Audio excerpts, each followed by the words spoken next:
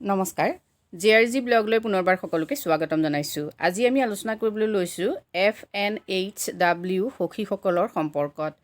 FNHW সখী কি আৰু কোনে এই চাকৰিটো কৰিব পাৰে আৰু কৰিবৰ বাবে যোগ্যতা কি লাগিব সেই সম্পৰ্কে আজি ভিডিঅ'টোত আমি আলোচনা কৰিম। ICRP-FNHW বুলি কোৱা হয় এইগৰাকী সখীক। ICRP মানে হ'ল ইণ্টাৰনেল কমিউনিটি ৰিচোৰ্চ পাৰ্চন। আমি সকলোৱে জানো যে HSGৰ যিসকল সদস্যাই ASRLMৰ আণ্ডাৰত যিকোনো ধৰণৰ দায়িত্ব পালন কৰে তেওঁলোকক CRP বুলি কোৱা হয় আচলতে। এই CRPৰে বিভিন্ন ভাগ আছে, তাৰে এটা ভাগ হ'ল ICRP-FNHW। FNHW মানে হ'ল ফুড নিউট্ৰিশ্যন হেল্থ এণ্ড ৱাটছ, খাদ্য পুষ্টি স্বাস্থ্য আৰু পৰিষ্কাৰ পৰিচ্ছন্নতা। এই ৱাছৰ ভিতৰত পৰে বিশেষকৈ ৱাটাৰ চেনিটেশ্যন এণ্ড হাইজিন, সেইকেইটা পৰে ডাব্লিউৰ ভিতৰত। গতিকে আত্মসহায়ক গোটৰ যিসকল মহিলাই ফুড নিউট্ৰিশ্যন হেল্থ এণ্ড ৱাছৰ ওপৰত কাম কৰে, অৰ্থাৎ ফুড নিউট্ৰিশ্যন হেল্থ এণ্ড ৱাছৰ ক্ষেত্ৰত HSGৰ সদস্যাসকলক বা তেওঁলোকৰ যিটো কমিউনিটি আছে সেই কমিউনিটিটোক সজাগ কৰে, সেই মহিলাগৰাকীকে কোৱা হয় ফুড নিউট্ৰিশ্যন হেল্থ ৱাছ সখী। এতিয়া এই ফুড নিউট্ৰিশ্যন হেল্থ ৱাছ সখী এইগৰাকী সখীক বিশেষকৈ ASRLMৰ আণ্ডাৰত নিযুক্তি দিয়া হয়। NRLMৰ আণ্ডাৰত বিশেষভাৱে food nutrition health and wash এই ক্ষেত্ৰত গুৰুত্ব দি পেলাই এই অভিযানটো গ্ৰহণ কৰা হৈছে। NRLMে বিশেষকৈ মহিলাসকলৰ স্বাস্থ্য, পৰিষ্কাৰ পৰিচ্ছন্নতা, পুষ্টি লগতে আহাৰ এই সম্পৰ্কত সজাগতা সৃষ্টি কৰিবৰ বাবে FNHW সখীগৰাকীক নিযুক্তি দিয়ে।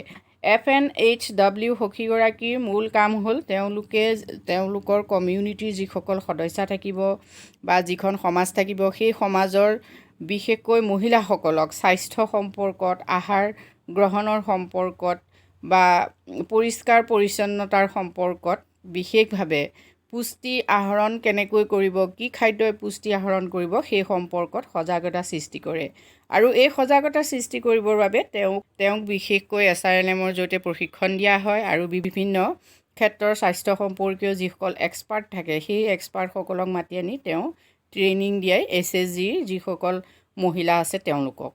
এতিয়া FNHW সখীগৰাকীয়ে বিশেষকৈ তেওঁৰ কমিউনিটি সদস্য, লিডাৰ বা ফেমিলি এই সকলোকে কি কৰে এই ক্ষেত্ৰত সজাগতাৰ সৃষ্টি কৰিবলৈ চেষ্টা কৰে। এতিয়া বিহেভিয়াৰেল কিছুমান চেঞ্জ তেওঁ কৰাব পাৰে, মানে FNHW সখীগৰাকীয়ে কিছুমান কাম কৰাব পাৰে। যেনেকৈ ধৰি ল'লোঁ আমি কাৰেক্ট ফুড ষ্ট'ৰেজ, ফুড কেনেকৈ মানে আহাৰ কেনেকৈ সঞ্চয় কৰি ৰাখিব, কুকিং এণ্ড ইটিং প্ৰেক্টাইচেছ মানে সুস্বাস্থ্যৰ বাবে কেনেকৈ খাদ্য প্ৰস্তুত কৰিব, specially during pregnancy and for children less than 2 years of age, বিশেষভাৱে যিসকল মহিলা প্ৰেগনেণ্ট হয় মানে গৰ্ভাৱতী হয়, লগতে 2 বছৰৰ তলৰ শিশুৰ বাবে কেনেকৈ আহাৰ প্ৰস্তুত কৰিব, চল্ট কেনেকৈ ইউজ কৰিব লাগে, কিমান খাব লাগে বা কোনটো চল্ট স্বাস্থ্যসন্মত, এই ক্ষেত্ৰত কি হয় সখীগৰাকীয়ে সচেতনতা বৃদ্ধি কৰিব পাৰে। প্ৰেক্টাইচিং ডেইলি হেণ্ড ৱাশ্বিং এণ্ড ক্ৰিটিকেল টাইমছ, এতিয়া যিকোনো সময়ত হাত যে ধুব লাগে আমি সেই ক্ষেত্ৰত কি হয় মহিলাসকলক সচেতন কৰি দিয়াৰ ক্ষেত্ৰত তেওঁ কাম কৰে। প্ৰেক্টাইচিং মেনচুৰেল হাইজিন, এতিয়া মাহেকীয়াৰ সময়ত মহিলাসকলে কেনেকৈ স্বাস্থ্যসন্মতভাৱে থাকিব লাগে, স্বাস্থ্যসন্মত কাপোৰ কানি ব্যৱহাৰ কৰিব লাগে সেই ক্ষেত্ৰতো সচেতনতা বৃদ্ধি কৰিব লাগে।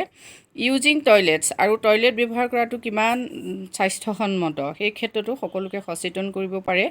এডপ্টিং ছেফ ড্ৰিংকিং ৱাটাৰ কনজাম্পশ্যন প্ৰেক্টাইচেছ, খোৱাপানী, বিশুদ্ধ খোৱাপানী কেনেকৈ ব্যৱহাৰ কৰিব লাগে, বিশুদ্ধ খোৱাপানী ব্যৱহাৰে আমাৰ স্বাস্থ্যক কেনেদৰে উপকৃত কৰিব পাৰে এই ক্ষেত্ৰত তেওঁ সেৱা আগবঢ়ায়। নেক্সট আহিলে achieving food nutrition health and wash settlement and services, আৰু ইয়াৰ লগতে বিশেষকৈ স্বাস্থ্যসন্মত আহাৰ, food achieving adequacy in food nutrition health and wash security for all families. মুঠৰ ওপৰত এই FNHW যিগৰাকী সখী হয় তেওঁ পৰিয়াল এটাৰ স্বাস্থ্যসন্মত আহাৰ গ্ৰহণৰ ক্ষেত্ৰত আৰু পুষ্টিজনিত আহাৰ কেনেকৈ তেওঁলোকে পাব, তাৰ লগতে কেনেকৈ তেওঁলোকে পৰিষ্কাৰ পৰিচ্ছন্নতা বজাই ৰাখিব, এই গোটেই কথাখিনিৰ ওপৰত তেওঁ আচলতে মহিলাসকলক সচেতন কৰি তুলিব লাগে। এইটোৱেই হ'ল FNHW সখীগৰাকীৰ বিশেষ কাৰ্য। এতিয়া FNHW সখী কোন হ'ব পাৰিব? যিসকল বিশেষভাৱে HSGৰ লগত জড়িত হৈ আছে তেওঁলোকে এই পদটোত কাম কৰিব পাৰে আৰু তেওঁলোকক বিশেষকৈ ASRLMৰ ফালৰ পৰাই নিযুক্তি দিয়া হয়। আৰু NRLMৰ উদ্দেশ্য হৈছে যে মহিলাসকলক সকলো ফালৰ পৰা সক্ৰিয় আৰু সচেতন কৰি অবিৰত বহনক্ষম জীৱিকা নিৰ্বাহ পদ্ধতি তেওঁলোকক অৱলম্বন কৰাত সুবিধা কৰি দিয়া। গতিকে শিক্ষা, সংস্কৃতি, অৰ্থনৈতিক সকলো দিশতে মহিলাসকলক আগবঢ়াই নিবৰ বাবে এই FNHW সখীগৰাকীক নিযুক্তি দিয়া হয়। এতিয়া এই সখীগৰাকী যদি আপুনি হ'ব খোজে তেতিয়াহ'লে আপুনি SSLC পাছ হ'বই লাগিব। লগতে ডিজিটেলি আপুনি শিক্ষিত হ'ব লাগিব। তাৰ লগতে বয়স আপোনাৰ 18ৰ পৰা 45 বছৰৰ ভিতৰত হ'ব লাগিব। ইয়াৰ উপৰিও যিলোকৰ লোকেল লেংগুৱেজ সেই লেংগুৱেজ আপুনি জানিব লাগিব। তাৰ লগতে কমিউনিটি ৰিচোৰ্চ পাৰ্চন হিচাপে কাম কৰাৰ যিটো আগ্ৰহ সেই আগ্ৰহ আপোনাৰ থাকিব লাগিব। ৰাজ্যৰ ভিতৰতেই হওক বা বাহিৰতেই হওক যদি আপুনি প্ৰশিক্ষণ গ্ৰহণ কৰিবলগীয়া হয় তেতিয়াহ'লে আপুনি প্ৰশিক্ষণ গ্ৰহণ কৰিবলৈ যাব লাগিব। আৰু সামাজিক কাম কৰাৰ যিটো দায়বদ্ধতা সেই মনটো আপোনাৰ থাকিবই লাগিব। যিহেতু ASRLMৰ আণ্ডাৰত এনে একো কাম নাই যিটো কাম কৰিবৰ বাবে আপোনাৰ মনত মানুহৰ প্ৰতি কাম কৰাৰ যিটো আগ্ৰহ সেই কাম কৰাৰ আগ্ৰহটো নাথাকিলেও কৰিব পাৰে। এনেকুৱা ধৰণৰ চাকৰি কিন্তু ASRLMৰ নহয়। ASRLMৰ নোডেল যিজন অফিচাৰ সেই অফিচাৰজনৰ পৰা ধৰি একেবাৰে তৃণমূল পৰ্যায়ৰ কৰ্মীসকললৈকে সকলোৰে মনত সামাজিক দায়বদ্ধতা থাকিবই লাগিব। মানে সমাজৰ হকে কাম কৰা, মহিলাসকলক উপকাৰ কৰাৰ যিটো মানসিকতা, সমাজখন আগবঢ়াই নিয়াৰ যিটো সৎ ইচ্ছা, সেই সৎ ইচ্ছা যদি নাথাকে তেতিয়াহ'লে আপুনি ASRLMৰ আণ্ডাৰত কেতিয়াও কাম কৰিব নোৱাৰে। অৰ্থাৎ ত্যাগৰ এটা মনোভাৱ আপোনাৰ থাকিবই লাগিব চাকৰিৰ লগতে। গতিকে যদি এইখিনি আপোনাৰ আছে তেতিয়াহ'লে আপুনি FNHW সখী হিচাপে কাম কৰিব পাৰে। এতিয়া প্ৰশ্নটো নিশ্চয় আহিব যে আমাৰ অসমত এই FNHW সখীগৰাকী নিযুক্তি দিছে নে নাই। যদি কোনোবাই FNHW সখী হিচাপে কাম কৰি আছে তেতিয়াহ'লে কমেণ্ট কৰি জনাব। আৰু আমাৰ অসমতো FNHW সখী নিযুক্তি হ'ব আৰু ভাৰতৰ অন্যান্য ৰাজ্যত ইতিমধ্যে এই সম্পৰ্কত বিজ্ঞাপন প্ৰচাৰ কৰি FNHW সখীসকলক নিযুক্তি দিয়া হৈছে। গতিকে আপোনালোকো সাজু থওক। আপোনালোকে আপোনালোকৰ ব্লকত খবৰ কৰিব, যিহেতু ASRLMৰ সকলো কাম ব্লকৰ থ্ৰুৰেদিয়ে হয়। BPMৰ লগত কণ্টেক্টত থাকিব আপোনালোক, VO CLFৰ লগত কণ্টেক্টত থাকিব।